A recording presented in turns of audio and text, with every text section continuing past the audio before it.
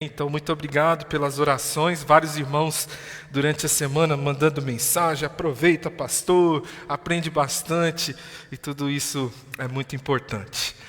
Nós estamos estudando essa série que tem como tema Amar e Servir. E o nosso objetivo com essa série é que os nossos membros e frequentadores aqui da Íbica sejam cada vez mais apaixonados pela Igreja de Jesus e demonstrem esse seu amor através do serviço. Esse é o grande objetivo dessa série. Esse também foi o grande objetivo do nosso aniversário que nós celebramos no mês passado, fazer com que você tenha esse sentimento de pertencimento. Essa é a minha igreja, é a minha família. Eu amo a minha igreja, eu amo a minha família. Mas esse amor tem que ser demonstrado nas atitudes, acima de tudo nas atitudes, no serviço. Quando nós nos humilhamos, quando nós nos disponibilizamos para servir a Jesus e os nossos irmãos. O primeiro capítulo dessa série, nós estudamos o seguinte tema: afinal de contas, o que é igreja? Esse foi o primeiro capítulo e foi fundamental.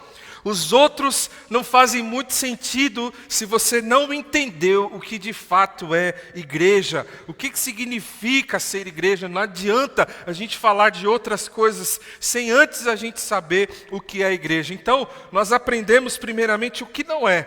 E vimos que igreja não é um prédio, a igreja não é um clube, a igreja não é perfeita. Tire seu cavalinho da chuva se você pensa que a igreja são essas coisas. A igreja não é este lugar, a igreja não é um clube que você paga uma mensalidade e você exige as coisas do jeito que você quer. Não é nada disso. A igreja também não é perfeita. Nós estamos sendo aperfeiçoados em Jesus Cristo, mas até Jesus Cristo voltar e completar essa obra, a gente vai falhar, a gente vai pisar na bola, a gente vai chatear um ao outro, a gente vai frustrar um ao outro. Você vai ouvir coisas que não queria ouvir, você vai ver coisas que não queria ver, mas isso acontece no meio da igreja, porque a igreja é formada por pessoas imperfeitas. Nós aprendemos também na última mensagem que não existe igreja onde não há afirmação. O meu controlezinho aqui acho que travou, hein, gente? Agora foi. Onde não existe afirmação, Jesus é o Cristo, não há igreja. A gente estudou isso na última mensagem. Irmãos, o mundo, a igreja está aqui para oferecer uma coisa ao mundo: Jesus Cristo. Jesus. Ele é o cabeça, ele é o firmamento da igreja, ele é o dono da igreja. Foi isso que a gente viu também: onde Cristo não é o cabeça, não há igreja. E uma lição que a gente aprendeu é que muitas pessoas querem tomar o lugar de Cristo na igreja. Muitas coisas querem tomar o lugar de Cristo na igreja. O tradicionalismo, a gente viu isso, outras igrejas, até mesmo o líder. Muitas vezes nós estamos debaixo de uma liderança opressora, onde o líder às vezes cai no erro de que ele é o dono da igreja, de que ele manda na igreja, mas na verdade quem manda no corpo é o cabeça, e o nosso cabeça é Jesus Cristo. Nós não vamos, como igreja, família Íbica, buscar fazer o que as outras igrejas estão fazendo. Nós não seremos liderados pelo pastor, que também é falho, mas nós seremos dirigidos pela cabeça, que é Jesus Cristo. Nós vimos que é o cérebro que manda todo o comando para o corpo inteiro. O seu dedinho não se move se ele não receber um comando do cérebro. Quem comanda essa igreja é Jesus. Amém, irmãos? Essa igreja é do Senhor Jesus. Então nós aprendemos isso na última mensagem também. Se você quer dar uma olhada com mais calma, passa lá no nosso canal do YouTube e você pode relembrar de tudo isso. Hoje, sempre no domingo de ceia, eu tento trazer uma coisa mais simples, um pouco mais resumida, devido ao nosso tempo. Então hoje eu quero tratar com vocês esse assunto: eu amo a minha igreja. Eu amo a minha igreja. Até um pouco ligado com aquilo que nós acabamos de celebrar aqui, que foi a ceia do Senhor. Então, é esse tema que eu quero tratar com os irmãos hoje à noite. Eu amo a minha igreja.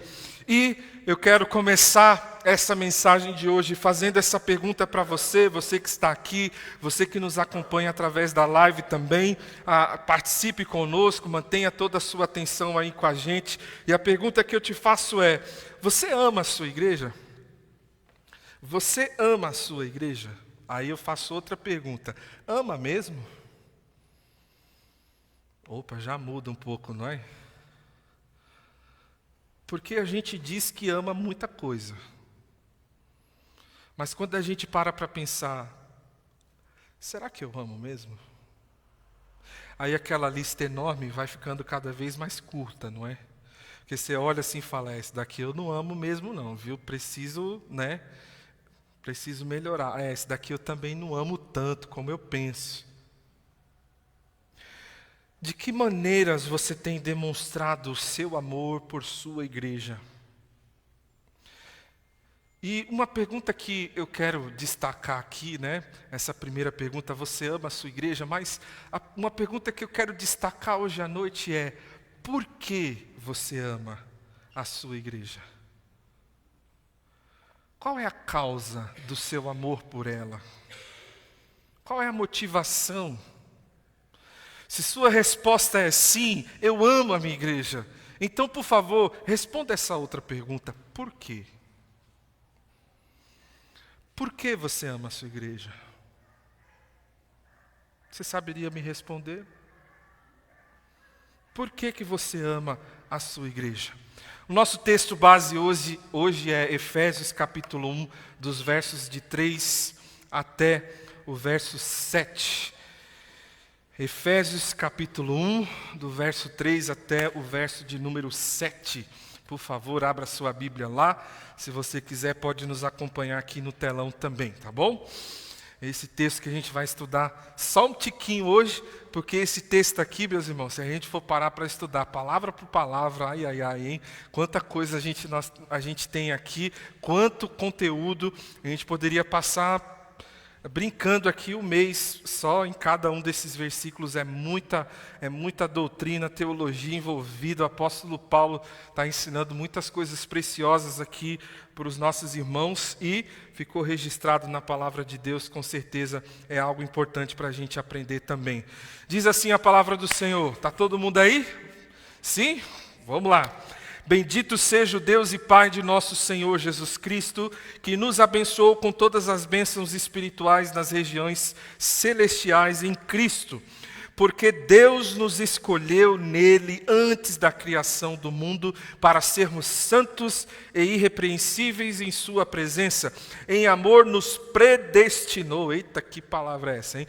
Para sermos adotados como filhos por meio de Jesus Cristo, conforme o bom propósito, ou em outras traduções, o beneplácito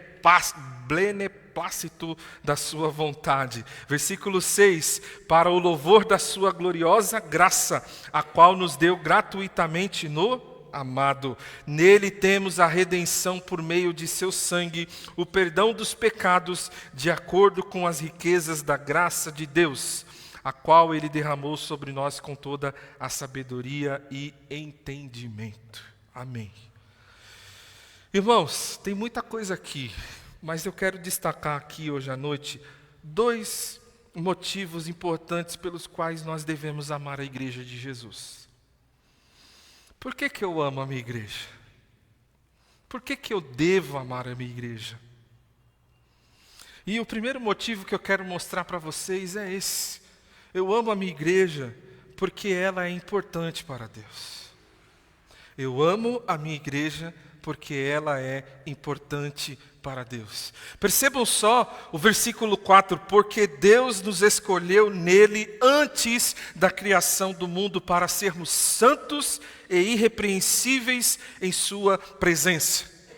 A Igreja Batista Castro Alves é muito importante para Deus e eu quero que você saia daqui sabendo disso e com essa verdade queimando no seu coração.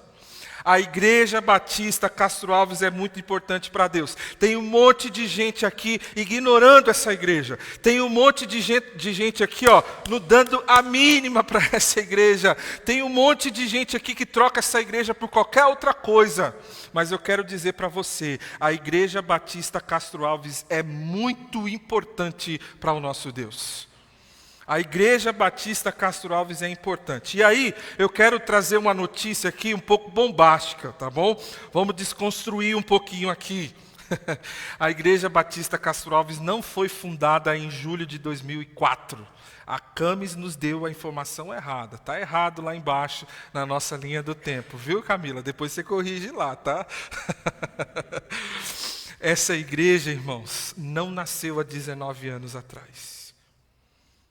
Não nasceu.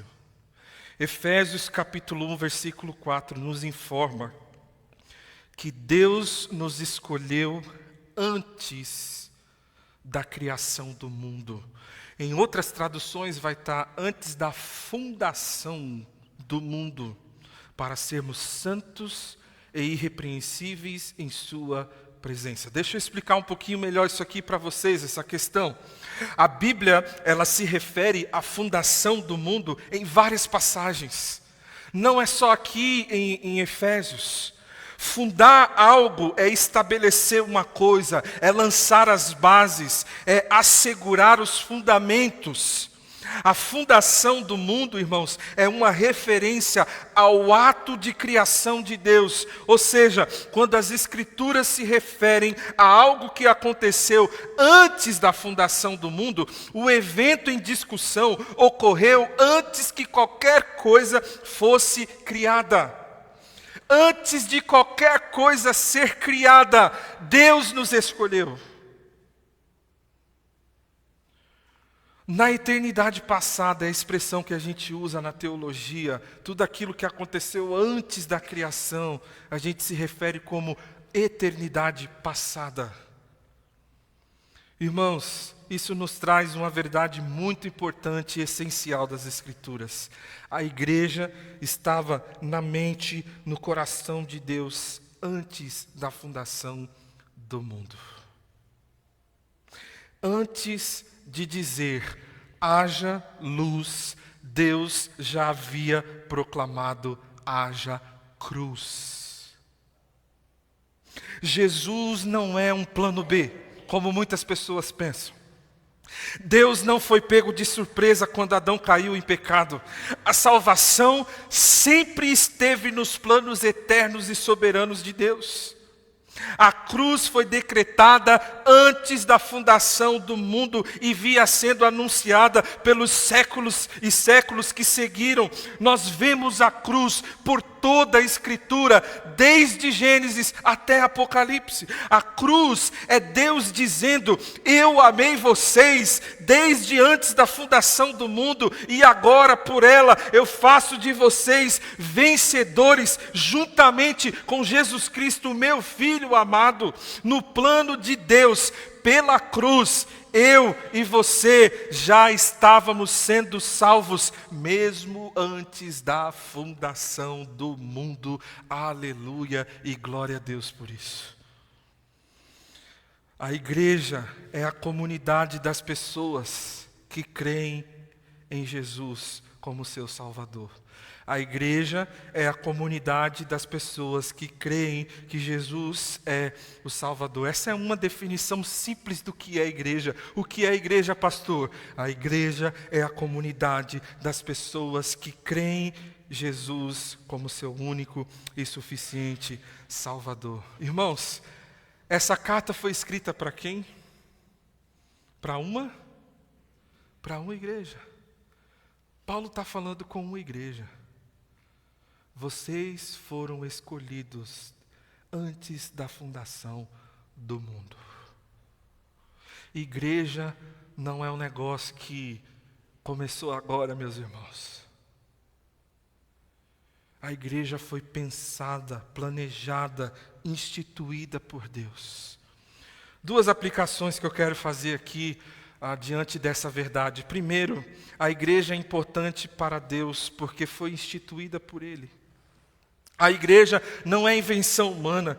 A igreja não foi pensada e planejada por meros pecadores como nós. A igreja é uma instituição divina fundada por Jesus Cristo. Por mais que hajam igrejas que são uma vergonha para o evangelho, uma vergonha, por mais que hajam homens que fazem da igreja algo totalmente diferente daquilo que ela foi criada para ser, você não pode se esquecer que a igreja é uma instituição divina. Foi Deus quem pensou a igreja, foi Deus quem separou um povo para Ele, foi Deus quem elegeu a sua igreja e fez dela uma nação de sacerdotes para que expresse sua fé e o seu amor como família. Irmãos, apesar da igreja de Jesus ser desprezada, zombada, perseguida, humilhada, até mesmo julgada por muitos escândalos, nós não podemos nos esquecer, fazer parte da igreja de Jesus Cristo é uma bênção, é um privilégio sem igual. Fazer parte desta igreja de Jesus Cristo é fazer parte do povo de Deus e ter a certeza que um dia nós estaremos com Ele por toda a eternidade.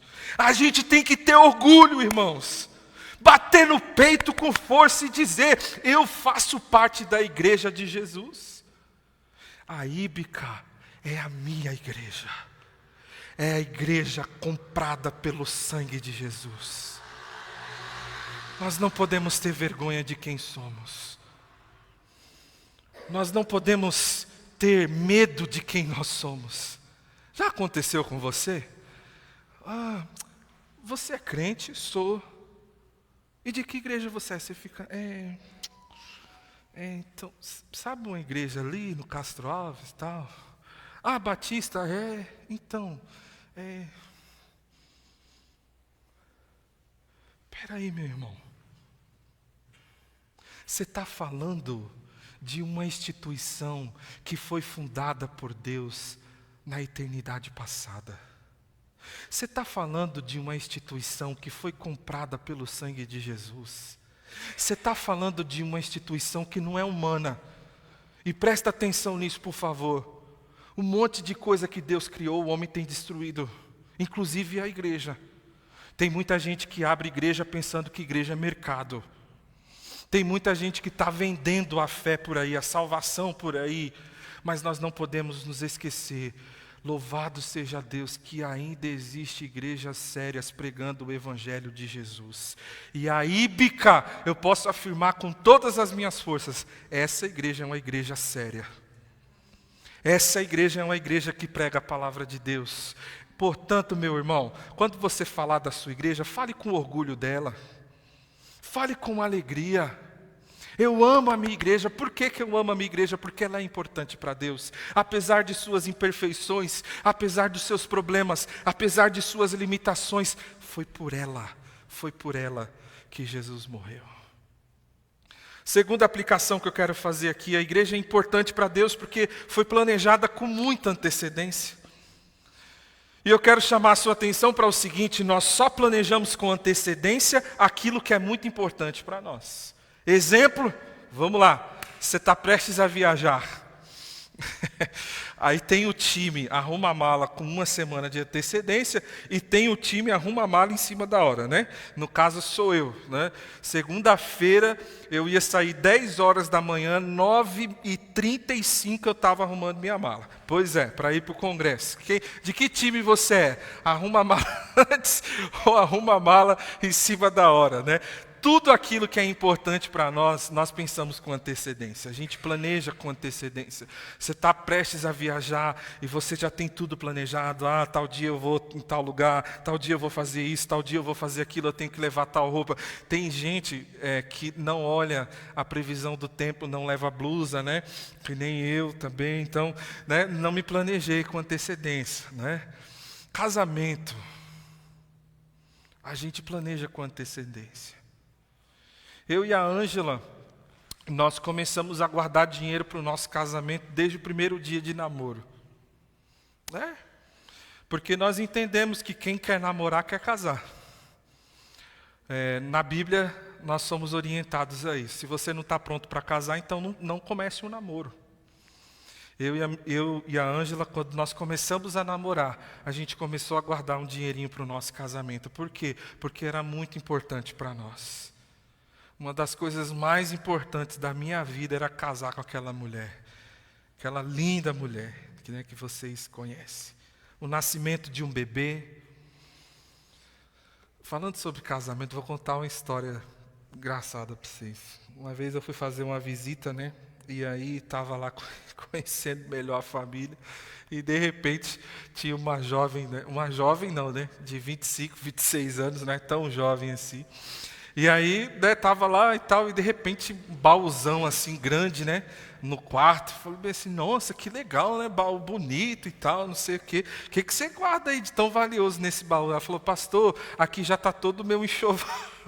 Está todo o meu enxoval, pastor. Aí eu falei, nossa, que coisa, mas nem namorando você está, você já tem um enxoval, você, né? Nem um relacionamento ainda à vista, você já está preparando as coisas. Ela falou, pastor, meu sonho é casar, pastor, meu sonho, estou orando por um varão já há muito tempo, estou esperando no Senhor, mas quando chegar já estou aqui pronto, já estou preparada, né? Gente, nós só planejamos com antecedência aquilo que é importante, né? Um bebê também, como é bonito ver um casal se preparando para receber um bebê, quando recebe a notícia ali que está grávida e tal, e aí já vai preparando o quarto, né, Sérgio? Já vai preparando o quarto ali e tal, e faz isso, faz aquilo, compra aquilo outro e tal. Por quê? Porque é importante. Quando o bebê chegar, já vai estar tudo pronto.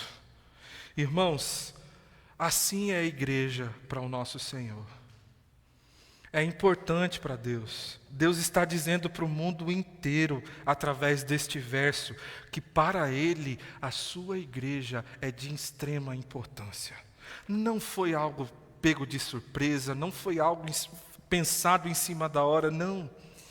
Antes do céu, antes da terra, antes do mar, antes de formar o homem do pó da terra, Deus já tinha havido pensado num povo escolhido, um povo salvo, regenerado pelo sangue de Jesus. Há muitas pessoas que infelizmente não dão a importância devida para a igreja. Há muitas pessoas que infelizmente estão trocando a igreja de Jesus por qualquer outra coisa. Há muitos crentes que estão brincando de ser igreja. Mas para Deus, a igreja é importante. Se você de fato é filho de Deus, o que é importante para Deus deveria ser importante para você também.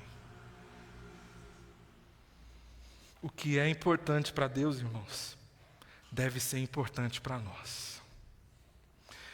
E eu quero fechar esse primeiro conceito aqui do nosso amor pela igreja. Por que nós amamos a igreja? Porque ela é importante para Deus. Perguntando para você mais uma vez: você ama a sua igreja? Eu amo a minha igreja porque ela é importante para Deus. E eu vou além, meus irmãos. É impossível amar sem se importar. Por favor, não me diz que você me ama se você não se importa comigo. Não diga que você ama alguém se você não se importa com aquela pessoa. Quem ama, se importa. A pergunta que eu te faço é: você ama a sua igreja? Você tem se importado com ela? O quanto você tem se sacrificado por sua igreja? O quanto você tem servido a sua igreja? Infelizmente, irmãos, o que a gente mais ouve são palavras. E o que a gente menos vê são atitudes.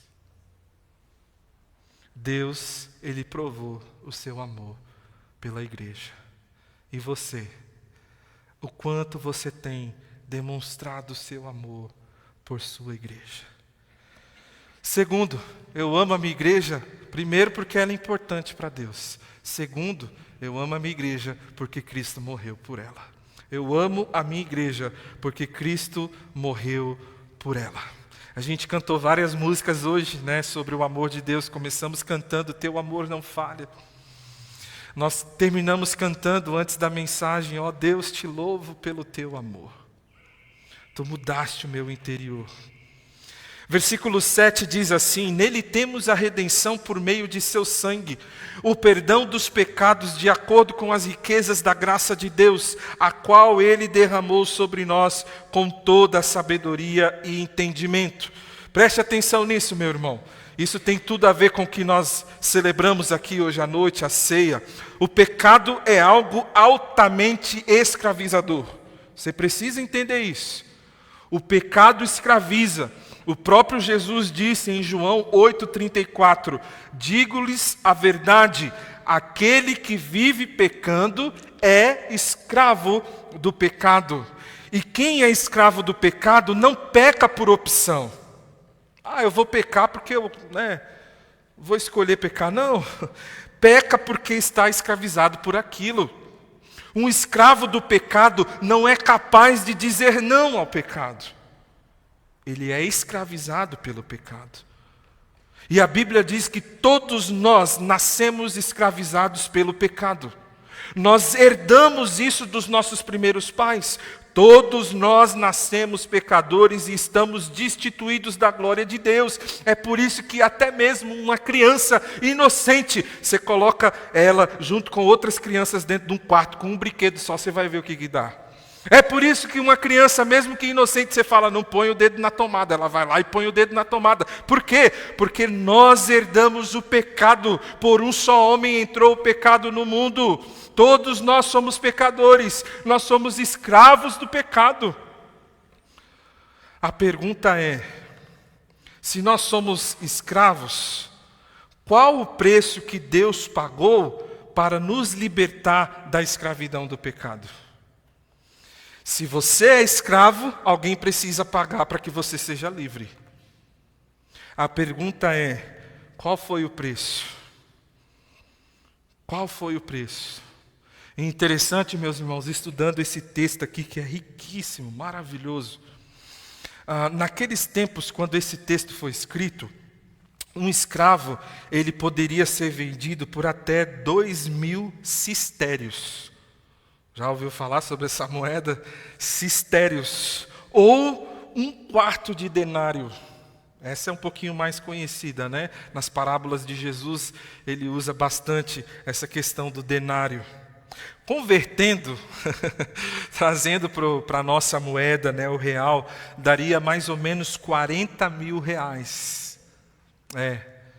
Mais ou menos isso. Uns eram um pouco mais baratos, dependendo do estado, né, que a pessoa se encontrava.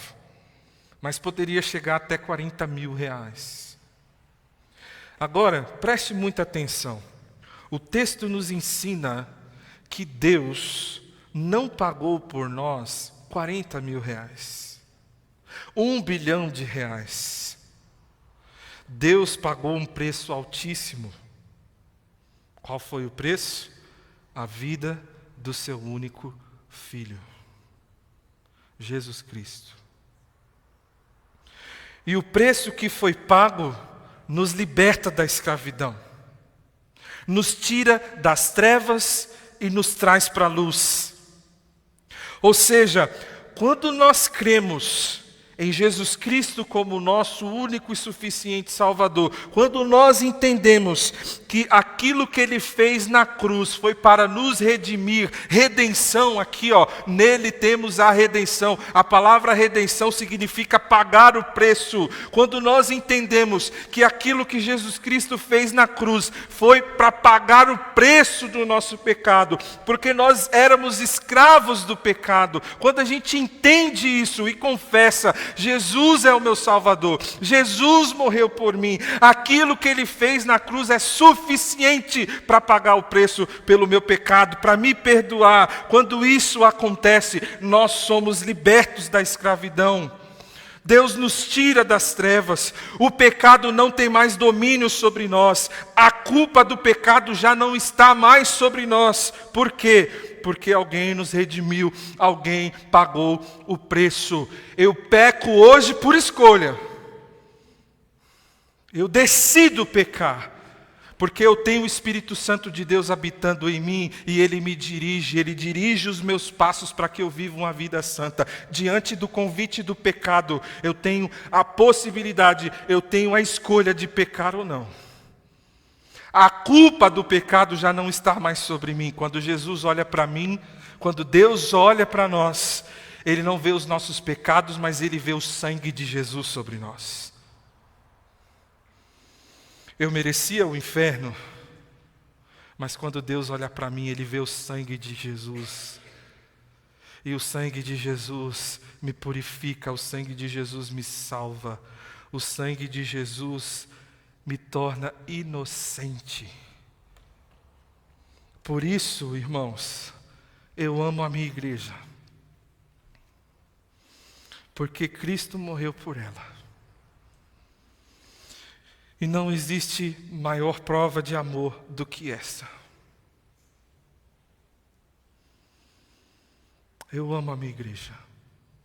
Eu amo a Íbica. Porque o meu Salvador verteu o seu sangue por ela. Eu gosto muito da frase de John Stott, quando ele disse: se você quer uma definição do que é amor, não vá ao dicionário. Vá ao Calvário. Não vá ao dicionário. Quer entender o que é amor? Vá para o Calvário. É na cruz de Jesus que a gente começa a entender o que é amor. Jesus ama a sua igreja. Ele deu a vida dele por ela. Irmãos, meu coração dói quando eu vejo pessoas dizendo que amam a Jesus, dizendo que amam a igreja de Jesus, mas vivendo de uma maneira totalmente avessa a isso. Quando você despreza a igreja de Jesus, e eu quero que você entenda isso muito bem hoje à noite, você despreza o próprio Jesus. Quando você machuca a igreja de Jesus, você machuca o próprio Jesus. Quando você fala mal da igreja de Jesus, você fala mal do próprio Jesus. Interessante, eu me lembro de um exemplo agora, quando Paulo, ele está pronto para mais uma viagem, e na verdade Saulo, né? Saulo está pronto para mais uma viagem, para mais uma vez perseguir os cristãos, até mesmo matá-los, porque era isso que Saulo ele fazia. Ele está viajando, pronto para cumprir mais uma missão, e no caminho de Damasco a Bíblia fala que ele cai do cavalo. Uma luz muito forte brilha, ele fica cego, e aí Jesus, o próprio Jesus fala com ele e diz assim: Saulo, Saulo, por que você persegue a minha igreja? É isso que Jesus diz para Saulo? Não. Saulo, Saulo, por que você persegue os cristãos? É isso que Jesus fala para Saulo? Jesus fala bem assim: Saulo, Saulo, por que tu me persegues? Oh, meu irmão, minha irmã, quando você faz mal para a igreja de Jesus, você está fazendo mal para o próprio Jesus. Quando você não se importa com a igreja de Jesus, você não se importa com o próprio Jesus. Quando você não é fiel à sua igreja, você não está sendo fiel ao próprio Jesus. Sabe por quê? Porque Ele é o cabeça. Se você diz assim: não, eu sou fiel a Jesus, mas eu não preciso da igreja. Sabe o que você está fazendo? Você está decapitando o corpo de Cristo. Você está tirando a cabeça de um corpo. E não existe isso. Não existe isso. Se você ama Jesus Cristo, você ama a igreja de Jesus. Deixa eu caminhar um pouquinho mais aqui. Irmãos, a gente estudou um texto, né, na última mensagem. Já vou caminhando aqui para o final. E a gente viu que Jesus, conversando com Pedro, ele diz assim: Pedro, essa é a minha igreja. É a minha igreja. Eu acho muito interessante esse pronome possessivo que Jesus usa, minha igreja. Minha igreja. Pedro, é minha igreja, não é sua não. É minha. Quando um marido, quando um cônjuge, ele não está muito assim, sabe, encantado. Ele não ama de verdade, sabe? Quando ele vai apresentar a esposa para alguém, ele usa vários pronomes ali, não sei, mas dificilmente ele vai usar a minha. Né? Faz de conta que você está recebendo ali um amigo em casa, e aí você vai apresentar a sua esposa para aquele amigo, né? Você apresenta os filhos, esse aqui é meu filho mais novo, aqui é meu filho mais velho e tal, todo aquele, né, aquele ritual e tal, e aí de repente vem a esposa, aí o marido olha pro amigo e fala bem assim, aqui lá é a véia, né? Ali é a véia, né? Ali é a patroa, né? Ali é a mãe dos meus filhos, alguma coisa desse tipo, não é assim? Mas quando o marido ama a esposa chega perto dele, ele dá aquela encarcada assim, ó, né? Dá um cheiro e fala, essa aqui é minha esposa. As mulheres estão com as amigas, né? E de repente o marido está vindo buscar e fala, olha, aquele ali é o meu marido. Uau! A Ângela fala assim para as amigas dela, né? Meu marido. Ai, ai. Não custa nada, né, gente? Ter esperança, né? Vai saber. Espero que seja assim. A ideia, irmãos, esse pronome possessivo, a ideia dele não é de egoísmo, né? Porque tem gente que usa esse pronome baseado no egoísmo. É meu, é minha, não sei o quê, sabe? Não, ninguém, não. A ideia desse pronome aqui é se orgulhar, se gabar. Né? O Arnon, quando veio aqui a última vez pregar para a gente, ele falou um pouquinho sobre isso, né? A gente se gabar de Deus. O nosso Deus é maravilhoso, o nosso Deus é tremendo. E essa é a ideia aqui, é a minha igreja. É a minha igreja. E é assim que Jesus se refere à igreja dele. Essa é a ideia. Eu tenho orgulho da minha igreja, eu amo a minha igreja. Não é como muitos de nós, que quando falamos da nossa igreja, falamos sem nenhum tipo de empolgação. Falamos meio com vergonha, com medo, com timidez. É a minha igreja. Irmãos, a gente precisa resgatar de uma vez por todas esse sentimento. Quando você for falar da sua igreja, lembre-se do exemplo de Jesus. É a minha igreja. Eu amo minha igreja. Teve uma vez que um pastor, eu amava as aulas de vida cristã, de teologia pastoral, porque eram aquelas aulas que o pastor sentava na mesa e contava história para a gente. Era muito legal. As experiências e a gente aprendia com aquilo, né? Então estava lá seminarista, novo, sonhando com o ministério pastoral, e eu amava quando os pastores de cabeça branca sentavam lá e contavam várias histórias para a gente em relação ao ministério, né? E uma vez, um desses pastores, ele foi numa joalheria com sua esposa. Era aniversário dela e o pastor queria dar uma joia para sua esposa. Então ele, né, se arrumou todo e fez todo aquele evento e tal. Falou, olha, eu vou te levar para você comprar uma joia e tal, não sei o que, vai ser o meu presente para você. E aí aquela esposa ficou toda, né, animada e se trocaram, se arrumaram e foram para o shopping. Chegando lá, eles entraram numa joalheria, aí o marido esse pastor foi dar uma olhada nos relógios, né, enquanto a esposa estava lá, fazendo a escolha dela, vendo as joias, e aí, de repente, chegou o vendedor. Esses vendedores assim meio que, sabe, irmão, que se oferece demais? Vocês me entendem? Aí ele chegou assim na esposa do pastor e falou, meu amor, fique à vontade, né? Escolha a joia que você quer comprar e não sei o que, meu anjo, minha linda e tal. Aí o pastor ouvindo tudo aquilo, né? Aí ele chegou no balcão e falou, por favor, primeiramente, ela é meu amor. Por favor, se coloque no seu lugar. Primeira coisa que eu te peço. A esposa olhou para o marido, achou que ele foi um pouquinho rude, mas quando eles chegaram em casa, a esposa olhou para aquele marido e falou: eu amei o que você fez por mim naquela loja. Isso mostra que você se importa comigo ainda. Ele lutou por mim.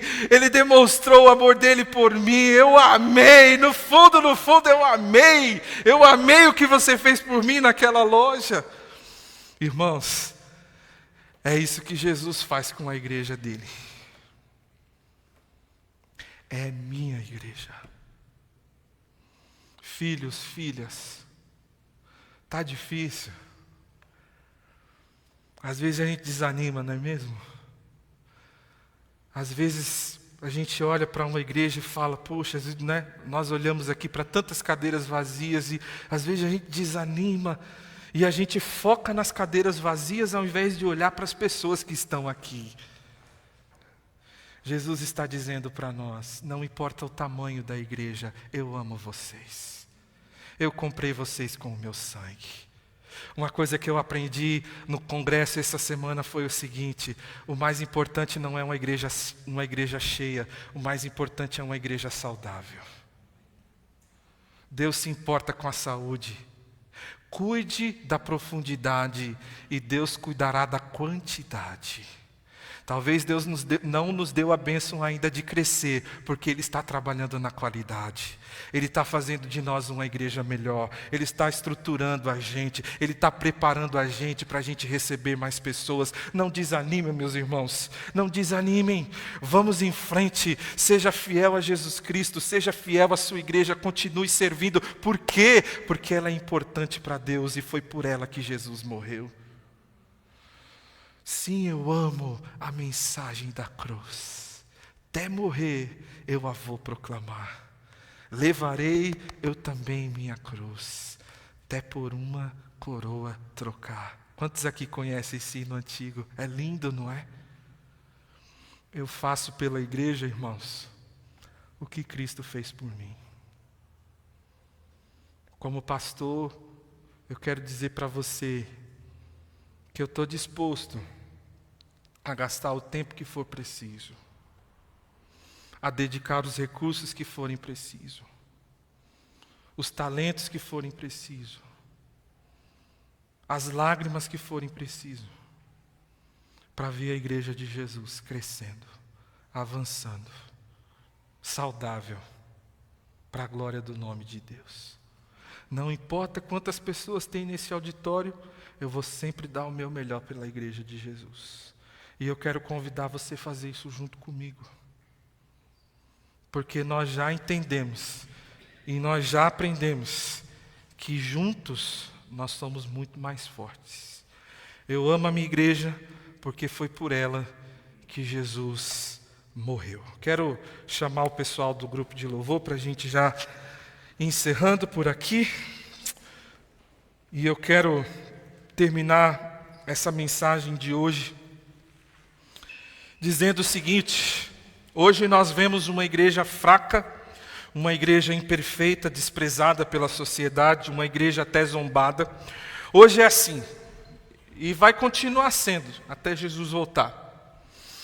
Mas, graças a Deus, nós temos um futuro glorioso. E eu quero terminar essa mensagem falando sobre o nosso amor pela igreja de Jesus, lembrando sobre isso. Jesus Cristo, Ele garante a nossa vitória. Lá em Apocalipse diz que após o juízo final, há uma grande procissão, uma caminhada na glória, lá no céu. E um dia nós iremos ver isso. E nessa procissão, primeiro a Bíblia diz que passarão os patriarcas. E eu quero que você imagine isso, né? Imagina todos os patriarcas ali, glorificados, vestidos com vestes brancas, é isso que Apocalipse diz, reluzentes, imagina só isso, imagina essa cena, né? Ou seja, Abraão, Isaac, Jacó, José, Enoque, Jó, você consegue imaginar isso? Por favor, se coloca na história junto comigo nesse momento, imagina esses homens que a gente ouviu falar a vida inteira, a nossa fé inteira. Imagina você vendo esses homens passando ali pertinho de você. É a mesma sensação, a sensação parecida que eu tive durante essa semana, vendo homens de Deus que me influenciam tanto, que eu aprendo tanto com eles, passando assim do meu lado. Vai acontecer isso na glória. Depois dos patriarcas, vêm os profetas. Isaías, Jeremias, Ezequiel, Daniel, Oséias, Joel, Amós, Obadias, Jonas, Miqueias, Naum, Abacuque, Sofonias, Ageu, Zacarias, Malaquias, todos esses. Imagina isso, os profetas passando e você observando eles ali. Depois, atrás dos patriarcas e profetas, virão os heróis da fé. Moisés, já pensou ver Moisés, gente? Moisés, Gideão, Baraque, Sansão, Esther. Sabia que Esther é um herói da fé? Davi, Ana, Samuel, muitos. Depois dos patriarcas, vai imaginando essa procissão. Profetas e heróis da fé passarão. Os apóstolos de Cristo.